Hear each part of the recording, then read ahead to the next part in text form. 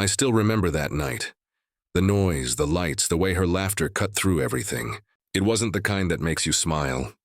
It was the kind that burns. "Come on, Ethan," Ryan said, nudging my arm. "Tell them your big plan again." "I swear it's golden." I hesitated. "It's not a big plan, I want to start my own company someday." Lena's eyes flicked up from her drink. "A company?" she repeated, her voice dripping with disbelief. "You, a CEO?" I tried to smile, pretending it didn't sting. "Yeah, I've been working on some app ideas. Something that could actually help people." She burst out laughing. Not softly. Loud, careless, almost cruel. "You can't even afford dinner half the time. How will you afford an empire?" Everyone laughed with her. Ryan, Claire, even the bartender cracked a grin. I sat there, frozen, my throat dry. "Lena, that's enough," I said quietly. "Relax," she said, still smirking. "We're just joking. Don't take everything so seriously." Ryan leaned closer, whispering, "Man, she's got a point, though. Maybe dream smaller, huh?" Something broke inside me. It wasn't anger at first. It was embarrassment. Raw, choking embarrassment that made me wish the ground would open up. I forced a laugh. "Yeah, maybe you're right, but Lena wasn't done. You always talk about changing the world, but you can't even change your own life, Ethan. You still live with your mom." Her words hit harder than they should have. The group laughed again, and I sat there pretending to smile while my stomach twisted. "Let's go, Ryan," I muttered, standing up. He shrugged. "Come on, don't be so sensitive. We're just having fun." "Yeah," I said, grabbing my jacket. "I'm done having fun." Outside, the night was cold. The air stung my face. I could still hear their laughter echoing behind me. I walked down the empty street, my fists in my pockets, trying to breathe past the ache in my chest. When I got home, Mom was sitting at the kitchen table reading her old magazines. She looked up. "You're home early." "Yeah," I said softly, dropping into a chair. She studied my face. "Rough night?" I tried to smile. "You could say that." "What happened?" I sighed. "Nothing new." "Lena just reminded me I'm a joke." Mom frowned. "You're not a joke, Ethan." She laughed at me in front of everyone. Said I'll never make it. Maybe she's right. She reached across the table, touching my hand. If she laughed, it's because she can't see what you see. Don't let her laughter decide your worth. Her words were gentle, but they didn't fix the sting. I nodded anyway. "Thanks, Mom. That night I couldn't sleep. I kept hearing Lena's voice. 'You can't even afford dinner,' over and over. Around 2 a.m., I opened my notebook. My old sketches, plans, scribbles, they looked like foolish dreams now. I almost tore the pages out, but something stopped me. Maybe anger, maybe pride. Laugh all you want, I whispered. One day, I'll make you eat those words. The next morning, Ryan called. "Hey, man, you okay?"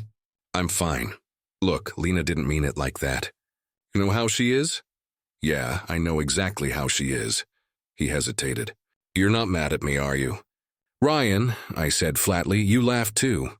There was silence on the other end. "Yeah, sorry, man. I didn't think it'd hit you like that." "It's fine," I lied. "I needed to hear it." "What do you mean?" "I mean, she showed me what I look like through her eyes. Now it's my turn to change the reflection." He chuckled awkwardly. "Still chasing that dream, huh?" "Yeah," I said, my voice steady this time. "But this time I won't tell anyone until it's real." When the call ended, I stared out the window. The sun was rising, soft orange light spilling through the curtains. For the first time, I didn't just dream about success. I decided on it. Weeks passed and things between Lena and me faded. She stopped calling, stopped pretending to care. I saw her with someone new, a guy who actually had money, a car, a future. I didn't blame her. I wasn't that guy yet, but every time I saw them, that night replayed in my head. Her laughter, the pity in everyone's eyes. And every time, I told myself the same thing.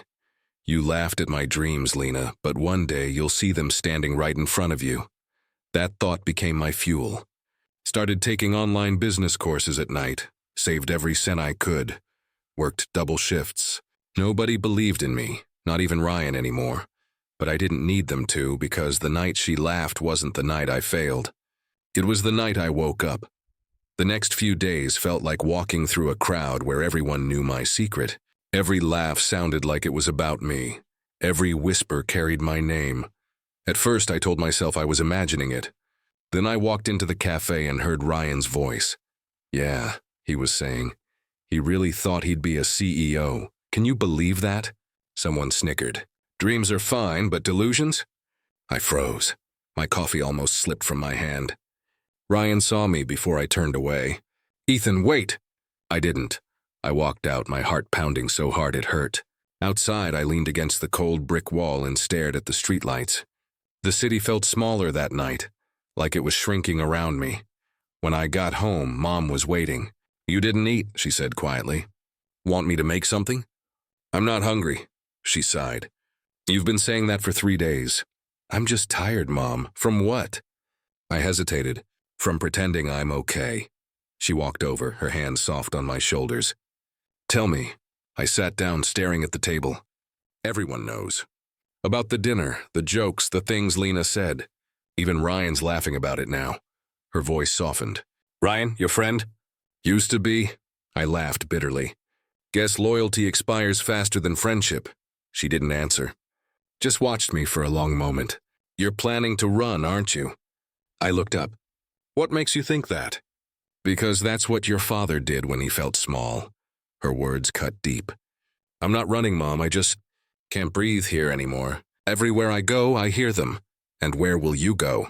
Anywhere that isn't here. She sat across from me, her expression tired but gentle. You can't keep running from pain, Ethan. It'll follow you. Then maybe it'll make me stronger, I said. Her eyes glistened. You sound like your father when he left, I stood. Maybe he had the right idea. The silence stretched. The only sound was the ticking clock. Finally, she spoke again, her voice breaking slightly. If you're going to leave, promise me one thing. What? Don't go to prove them wrong. Go to prove yourself right. That hit harder than I expected. I'll try, she smiled faintly. That's all I ask. I went to my room and sat on the edge of my bed. My suitcase was already half packed from the night before. I'd told myself I was just organizing. But maybe deep down, I already knew this was coming. I stared at the photo on my nightstand. Me, Ryan, and Lena at last year's fair. I almost threw it away. Instead, I turned it face down. My phone buzzed. Message from Ryan. Bro, I didn't mean it like that. Don't take it personally, I typed back. You laughed, Ryan. That's all that matters, he replied instantly. It was a joke, man. You're overreacting. I put the phone down. No more words. That night, I packed the rest of my things, a few clothes, my notebook, some savings. I looked around the room that had held every dream I ever had. The posters, the plans taped on the wall, the broken computer I swore I'd fix someday. I'll come back when I have something real to show, I whispered. When I walked into the living room, Mom was there, still awake. She handed me a small envelope. For the bus, she said. I shook my head. I can't take your money. You're not taking it. I'm giving it. Mothers get to do that. I took it slowly. Thank you. She hugged me tightly.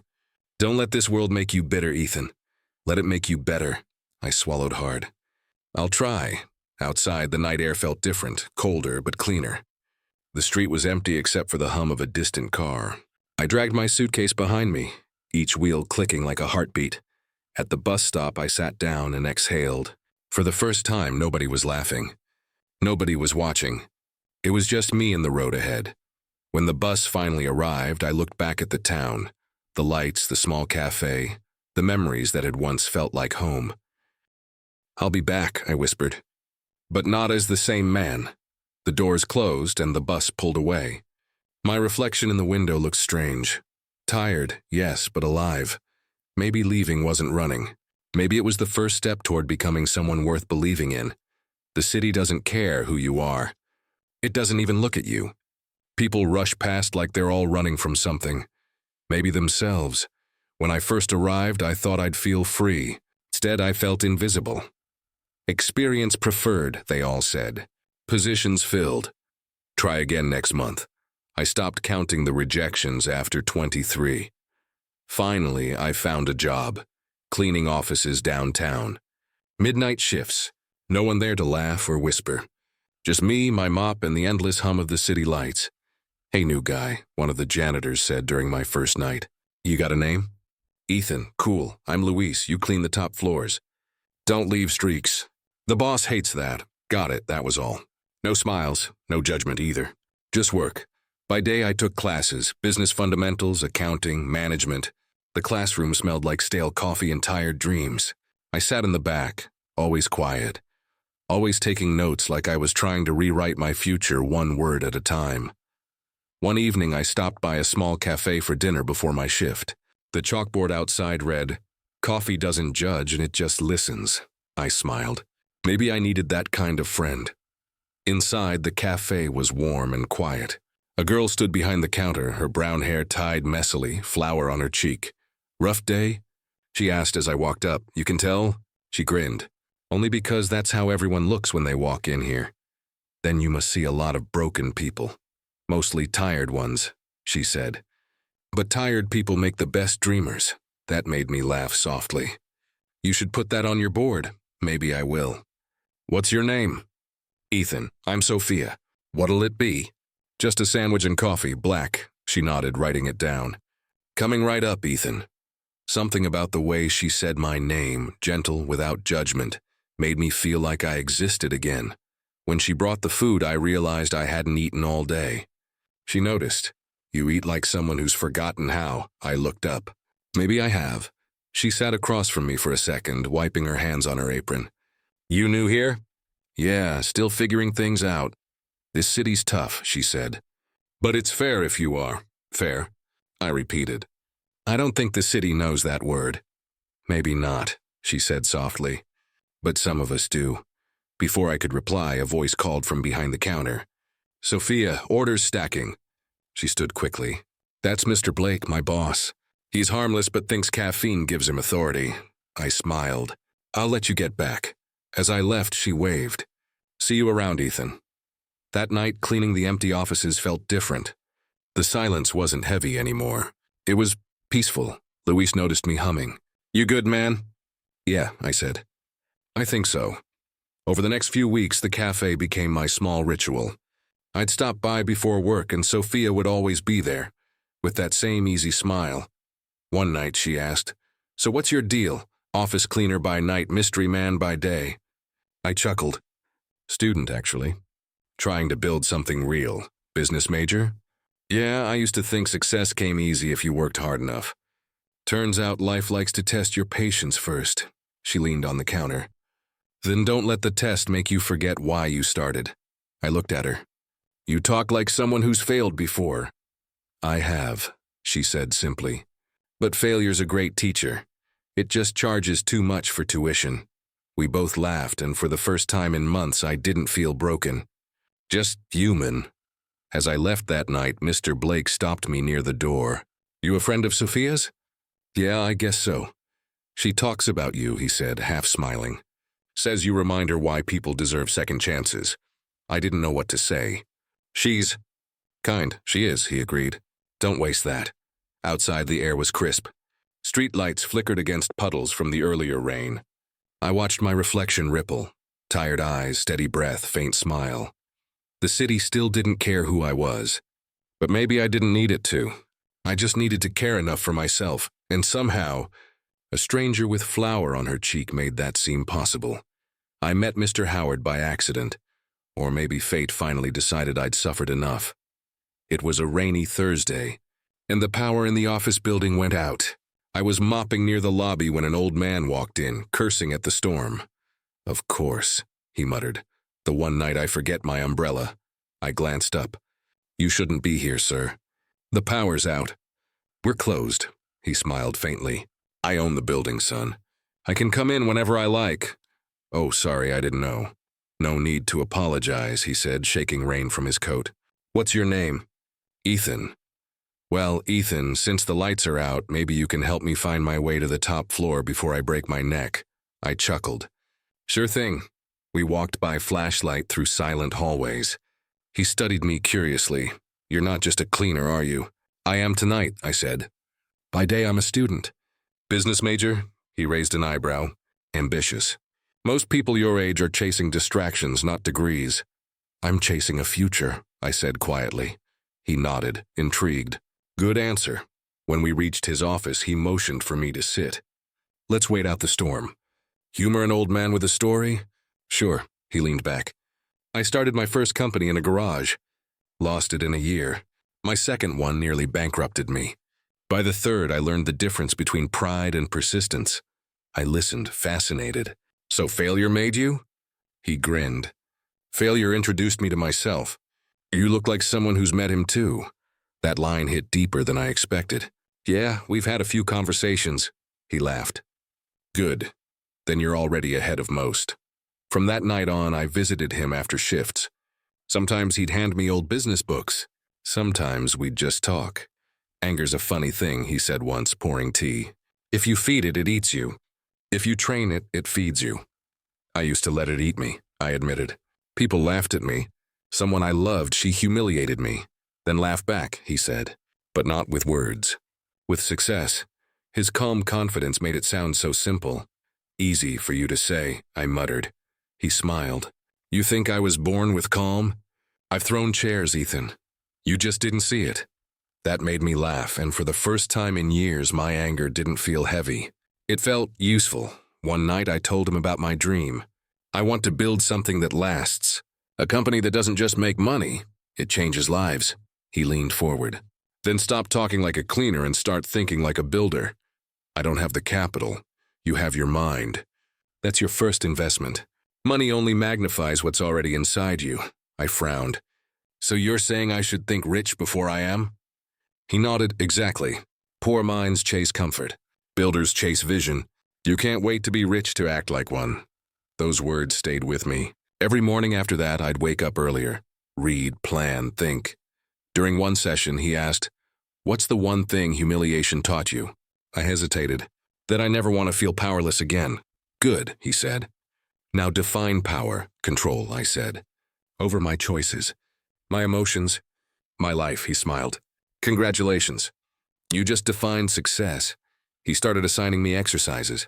Pitch me an idea, he'd say. Something small but real. I came up with one. A cleaning service that trained people like me, overlooked, underestimated, and paid them fairly. He nodded. No, you're thinking impact. Do you think it could work? If you believe it enough to lose sleep over it, yes, I laughed. Then I'll probably lose a lot of sleep, he grinned. Good, sleep is overrated. Weeks passed. I noticed changes in myself. Small, quiet ones. I didn't flinch when people dismissed me. I didn't look away when I passed mirrors. The boy who once ran from laughter was learning to face it. One evening after a long talk, Mr. Howard handed me an envelope. What's this? I asked. Your first investor, he said. It's not much, but it's a start. I shook my head. I can't take your money. You're not taking it. You're earning it. I don't invest in ideas, I invest in fire. And you, son, have it, my throat tightened. Thank you, he smiled softly. Don't thank me. Prove me right. As I walked home that night, the city lights didn't feel cold anymore. They looked like sparks, small, fierce, alive. The humiliation that once burned me now fueled me. Every sneer, every laugh, every you can't had become kindling. And for the first time, I believed I could set the whole sky alight. Do you ever sleep? Sophia asked, her voice cutting through the clatter of keyboards. Sometimes, I said, eyes glued to the screen. Mostly by accident, she laughed softly. You'll burn out before we even launch. Then I'll burn bright, I replied, half smiling. Our office wasn't really an office, just a cramped room above Mr. Blake's cafe. The walls smelled like coffee and dust. We had 2 laptops, 1 broken chair, and a dream that sounded insane when spoken aloud. A startup that could make small businesses manage online orders easily. I fixed the code error, Sophia said, spinning her chair toward me. You still owe me lunch. I'll owe you dinner too if this pitch works, I said. Big investor meeting tomorrow. She tilted her head. You're nervous. Terrified, I admitted. Every no echoes like her laughter. Sophia didn't ask who her was anymore. She already knew. You'll prove them wrong, she said quietly. You already have. I looked at her. Not yet. Not until the whole world hears my name. She smiled faintly. Then let's make them listen. By midnight, the room was filled with the soft hum of ambition. Coffee cups, open notebooks, the glow of our screens. Remember when you said you couldn't even code? She teased. Yeah, I said. Now look at me. One coffee away from insanity, she grinned. You've changed. Pain does that, I murmured. She went quiet for a moment. Do you ever miss them? The people who hurt you? I hesitated. Miss them? No. But sometimes I miss the version of me who believed they cared. She nodded slowly.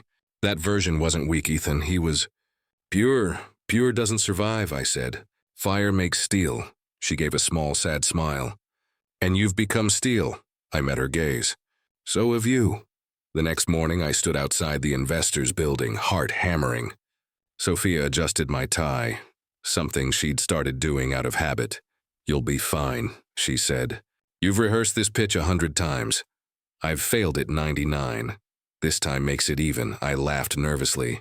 If I mess up, you won't. Her certainty steadied me. Inside. The boardroom looked like another planet. Glass walls, expensive suits, eyes that measured worth and profit margins. One man. Mr. Anderson leaned back in his chair. You're young.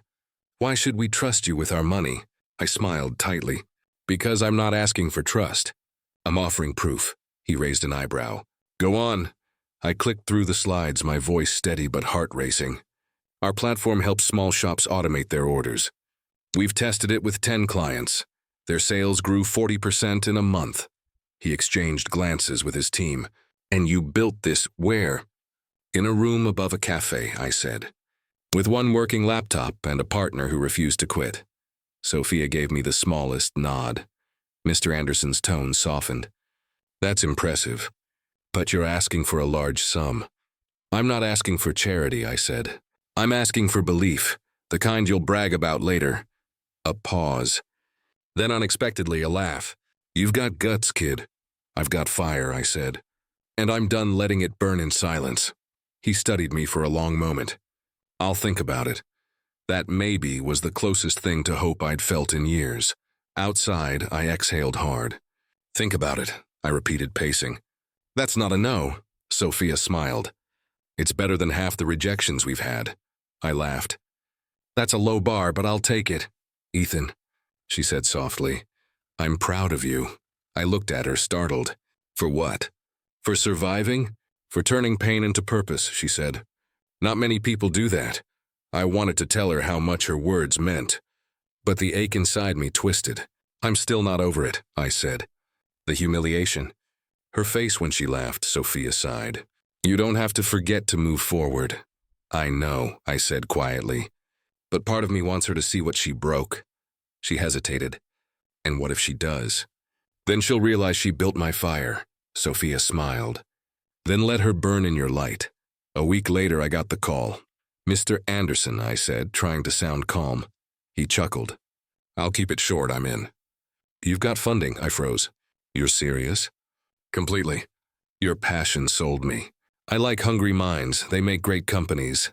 Thank you, I managed to whisper. Don't thank me yet, he said. Prove I was right. I hung up and turned to Sophia. We did it, she blinked. Wait, what? He's in. We got the investment. Her eyes widened, and then she threw her arms around me. You did it, Ethan. No, I said, hugging her back. We did, she laughed through happy tears. You're impossible. I'm inevitable, I said, half joking. She pulled back, smiling. You sound like a man who's finally winning. I am, I said. But not for me. For who then? For every person who ever laughed. She touched my arm. Then let's make them remember your name. I looked out the window. The city lights reflected in her eyes, soft, endless, alive.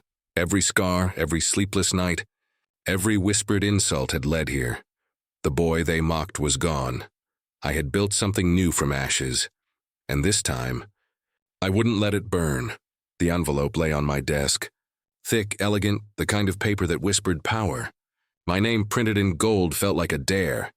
Ethan, you've been staring at that thing for 5 minutes, Sophia said, leaning against the doorframe. What is it? I slid the envelope toward her. An invitation. She picked it up, her brows arching as she read. A business conference?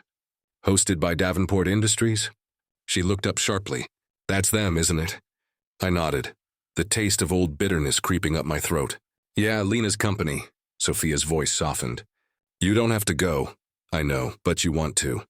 I exhaled slowly, leaning back in my chair.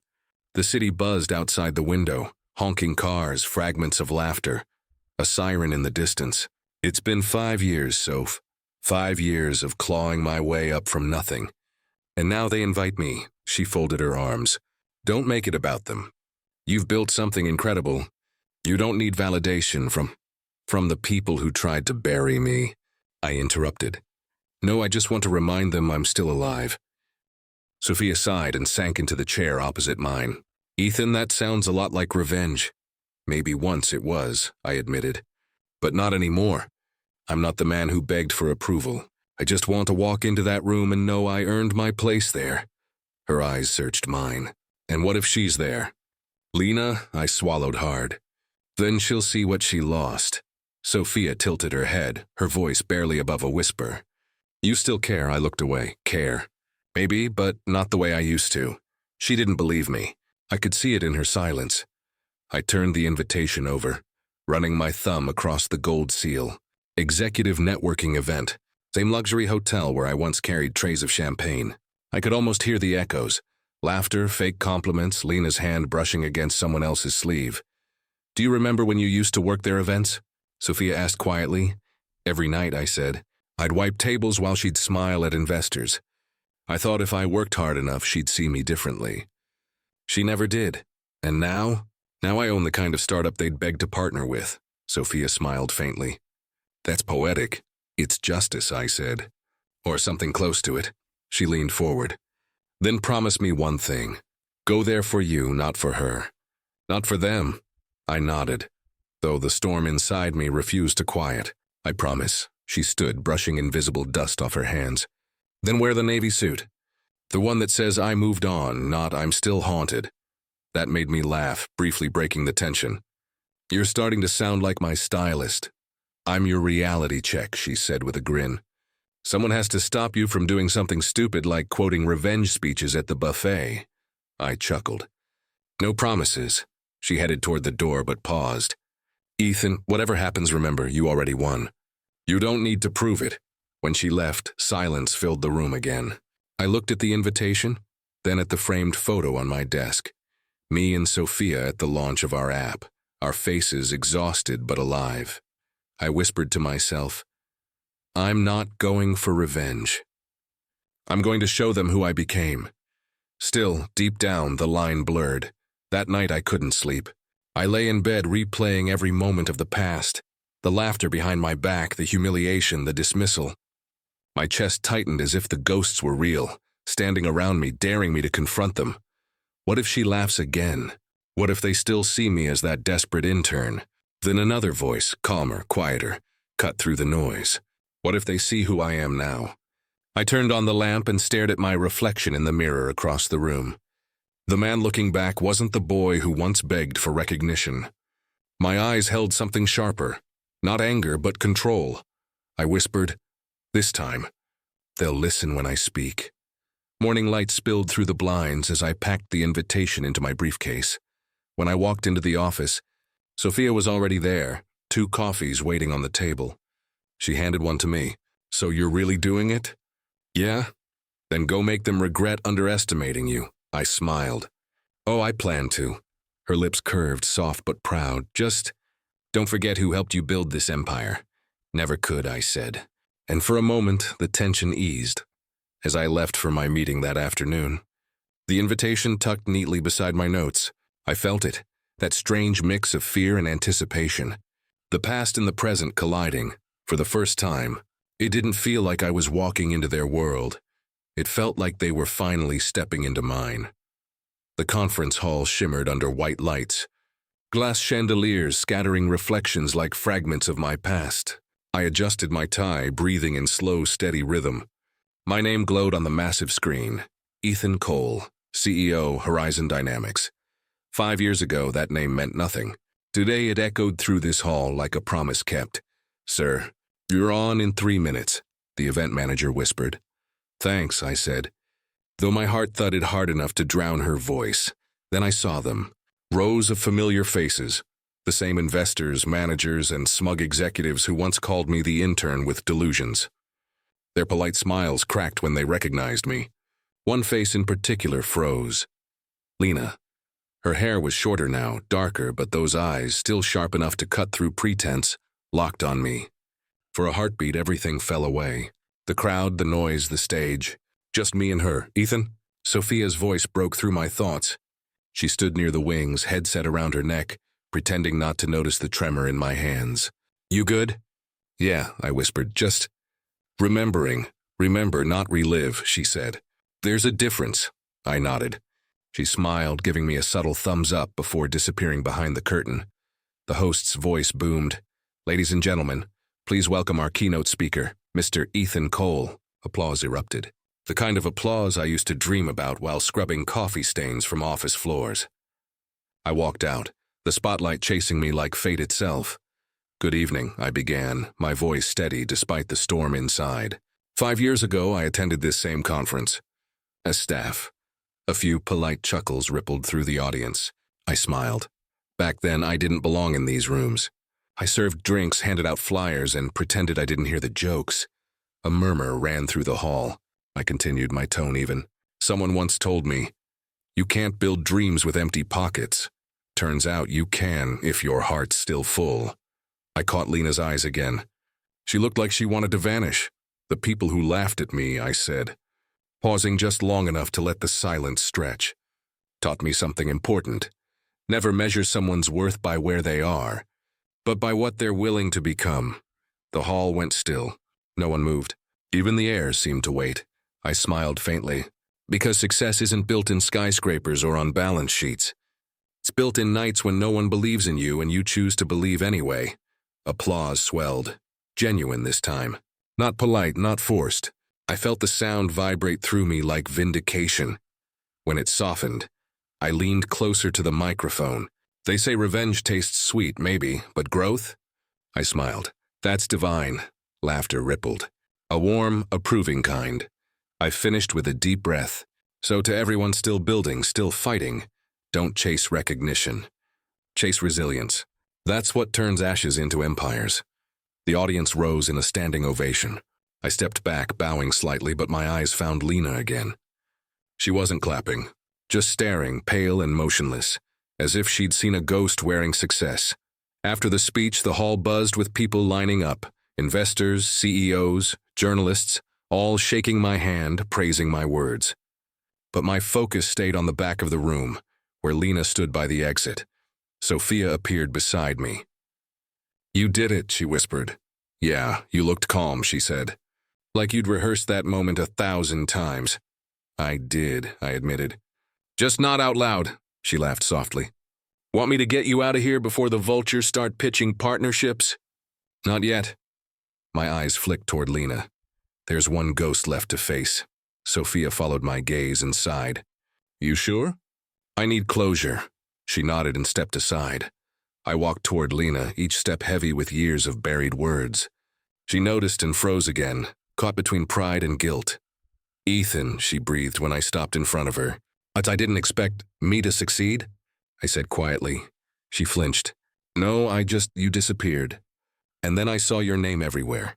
I didn't disappear, I said. I rebuilt, her lips trembled. I never meant to. Don't, I interrupted. You don't owe me an apology. You were just part of the fire that forged me. Her eyes glistened. You really hate me that much? Hate? I shook my head. No, I outgrew hate. It's too small for what I've become. She blinked rapidly, swallowing something sharp. You sound different. I am different, I said. And you helped make that happen. Just not in the way you thought. Lena tried to smile, but it fell apart halfway. You were always meant for something bigger, Ethan. I just didn't see it. Yeah, I said softly. Neither did I back then. The crowd behind us murmured, cameras flashing, glasses clinking. Yet the two of us stood still, surrounded by ghosts. She whispered, Do you ever think about what could have been? I met her gaze and for the first time felt nothing but peace. Sometimes. But now I think about what is, Sophia called from the stage. Ethan, press wants a word. I turned away from Lena. Duty calls, I said, forcing a small smile. Good luck, Lena. She looked down. You too. As I walked back toward the light, Sophia grinned. Closure? Something like that. How'd it feel? Like walking out of a burning house that finally went cold. Sophia nodded. You know, you didn't just win tonight. You rewrote your story. Yeah, I said, looking back one last time. Lena was gone. Only empty chairs remained. And this time I'm the author. The applause still echoed faintly, but inside me there was silence, and the good kind. The kind that comes after you've said everything you needed to say. For the first time, I didn't feel like proving anything. I just felt free. The conference was over.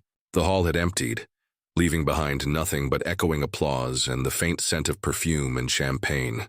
I stepped out onto the balcony, away from the noise, the cameras, the endless congratulations. The city lights stretched beneath me, quiet, golden, indifferent. Finally, silence. I loosened my tie and exhaled, watching my breath fog against the cool glass railing. That's when I heard footsteps behind me, slow, hesitant. Ethan, her voice, soft and fragile, like a ghost calling my name. I didn't turn around. You stayed. I had to, Lena whispered. I didn't know if I'd get another chance to talk to you. I let out a dry laugh. Funny, back then I couldn't get you to listen to me. She flinched, her silence sharp enough to cut through the night air. I deserved that, she said finally. I was cruel. I thought mocking you made me strong. But when I saw you tonight, she stopped, her voice trembling. I realized how wrong I was. I turned slowly. She looked different up close. Tired eyes, a faint smear of mascara from tears she didn't bother hiding. Why now, Lena? I asked. After all this time? Because I couldn't stand watching you walk away without hearing it, she said. I was jealous, Ethan. You had dreams bigger than anyone I knew, and I mocked them because I was afraid you'd outgrow me. I folded my arms, leaning against the railing. You laughed at my dreams. Now you're crying in their shadow. Her eyes filled again. I deserve that too. No, I said quietly. You deserve peace, just not with me. She blinked rapidly, trying to hold herself together. So that's it? After everything, you won't even consider... Consider what? I interrupted. Going back? Pretending that humiliation never happened? That I didn't lie awake for years replaying your laughter? Her lip quivered. People change. I know, I said. I did. The words hung between us, heavier than the silence. She stepped closer. I'm sorry, Ethan, for everything. I didn't just hurt you. I broke something in you that night. I see it now. I shook my head. You didn't break me, Lena. You built me. Pain just happened to be the tool. Her tears fell freely now, tracing the same cheeks that once carried pride like armor. Do you hate me? I looked out over the city again. I used to. Now, I don't have room for hate. It takes too much energy from the life I fought to build. She wiped her face, her voice cracking. You sound like you've already forgiven me. I have, I said softly. But forgiveness doesn't mean return. She nodded slowly, the realization sinking in. I just wanted you to know. You were right, Ethan, you always were. I gave her a faint smile. No one's ever right all the time. But I learned something from that night. What's that? She whispered. That sometimes losing someone is the first step toward finding yourself. Her breath caught. She opened her mouth, then closed it, unable to find words. The city wind carried away the rest of her tears. I'm proud of you, she said finally, almost inaudible. Even if I wasn't when it mattered. Thank you, I murmured. That means more than you think. We stood there for a moment. Two people bound by a past neither could undo. Then I took a step back. Goodbye, Lena, Ethan, she called softly. Will I ever see you again? Maybe, I said. But not as the man you laughed at, and not as the one you loved. I turned and walked away, leaving her under the pale glow of city light. The air felt lighter with every step. No anger, no bitterness, just peace. The kind that comes when the story finally ends the way it should. I didn't need revenge. I didn't need her apology to rewrite the past. I already had everything I once begged the world to give me. Myself. Morning sunlight poured through the glass walls of my office, painting the city in shades of gold.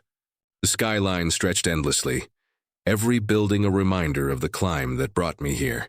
Horizon dynamics, my dream, my creation, my answer to every doubt that ever haunted me.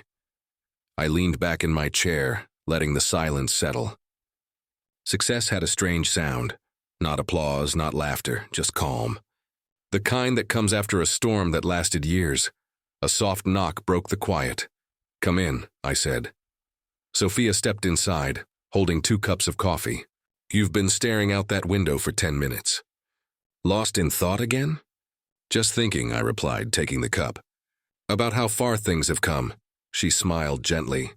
"From cleaning offices to owning one on the top floor." "I'd say that's far enough," I chuckled. "You make it sound easy. You made it look hard," she teased. "But you never quit." I looked at her, and the quiet strength in her eyes, the warmth that never demanded attention. "You stayed when everyone else left," I said softly. "Why?" "Because you never stopped believing," she said. "And I wanted to see where that belief would take you." I took a slow sip of coffee. "Funny, I used to think belief wasn't enough, wasn't it?" she asked. I shook my head. "No, it wasn't belief that built all this. It was pain. Every laugh, every insult. It became fuel." Sophia sat across from me, folding her hands. "And now that you've reached it? The dream, the success, the respect, does it feel the way you thought it would?" I thought for a moment. "No," I admitted.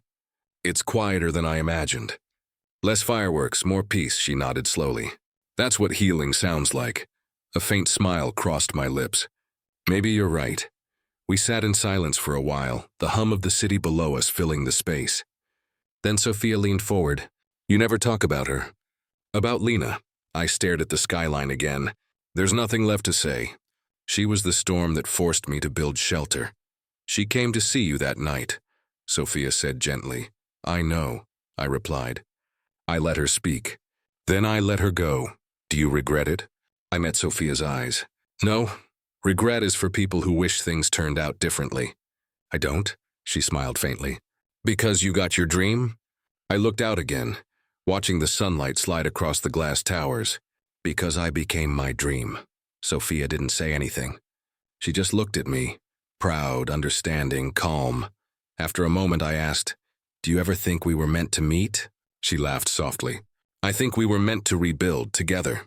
That word, together, lingered. It wasn't romantic, not in the way stories make it seem. It was deeper. 2 broken people who turned pain into purpose. I stood and walked to the window. The city buzzed beneath me, alive, ruthless, beautiful. "You know," I said quietly, "sometimes I still hear her laugh in my head." Sophia tilted her head. "And what do you feel when you do?" I smiled. "Gratitude." Her eyes softened. "That's growth," I nodded. She laughed at my dreams. I said slowly, the words steady and final. "I didn't argue, I built them." Sophia rose and came to stand beside me. "And now?" "Now," I said, watching the sun rise higher, "I'm still building. Just not out of pain anymore." She placed a hand on my arm. "You've turned your scars into blueprints, Ethan." I looked at her, smiling. "Guess that's what success really means. Turning what broke you into something unbreakable." Outside, the world moved on. Inside, I felt the quiet pulse of contentment. No revenge, no bitterness, no ghosts left to chase. Just peace. The kind you earn when you stop proving and start living. I turned back to my desk, ready to sign a new deal. Another step, another dream.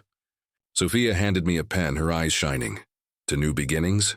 she said. "To everything we once thought we'd lost," I replied. And for the first time in a long time, I didn't look back.